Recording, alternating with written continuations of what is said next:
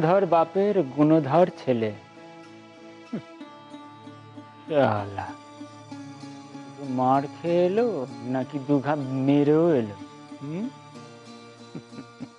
পারু বকুলের বই খাতাগুলো গুছিয়ে দিল। কাল ওদের ভর্তি হওয়া। ভর্তি হওয়া? তার মানে আমি এতগুলো কথা বললাম, কোনোটাই কানে নেওয়া হলো না। সে নিজের গো ধরে থাকলে, মাথায় হাত দিয়ে যে দিব্যি করিয়ে নিল সেটা কিছু নয়। দিব্যি ঠেললে কি হয় জানো? দিব্যি ঠেললে তুমি বিধবা হবে। সে তেমন হলে তো 30 বছরে মেজ বউ 300 বার মরেছে। ও,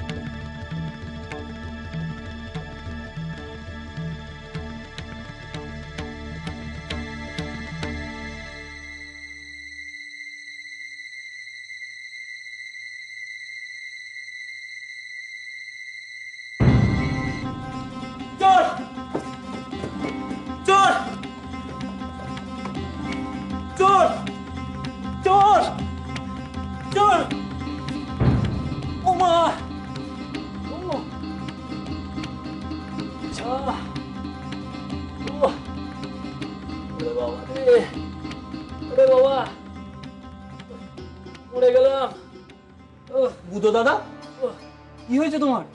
কি হয়েছে? চোর চোর এসেছিল। দুটো চোর? একটাকে তো আমি জাপটে ধরেছিলাম, ঠিক তখনই এর একটা পিছন থেকে এসে মারলে। তুই তখন কোথায় ছিলি? গুছিয়ে জবাব দিস। ভুল উত্তর দিলে মিথ্যে সাক্ষীর শাস্তিতে আবার হাজত বাস জুটে যেতে পারে রে। কিছু চুরি গেছে কিনা তা বুঝলি কি করে? ওরা তো ওপরে উঠতে পারেনি। না না, সে আমি সকালবেলাতে উঠেই সব দেখে নিয়েছি। যেমনকার জিনিস তেমনি আছে, কিচ্ছু খাওয়া যায়নি। তুই মিথ্যে কথা বলছিস খোকা। আমার বোনকে এমন করতেই পারে না। ও মার ঘরে গিয়েছিল টাকা চুরি করতে? না না, এ হতেই পারে না। কেন বউকুর নামে মিথ্যে কথা রটাচ্ছিস খোকা?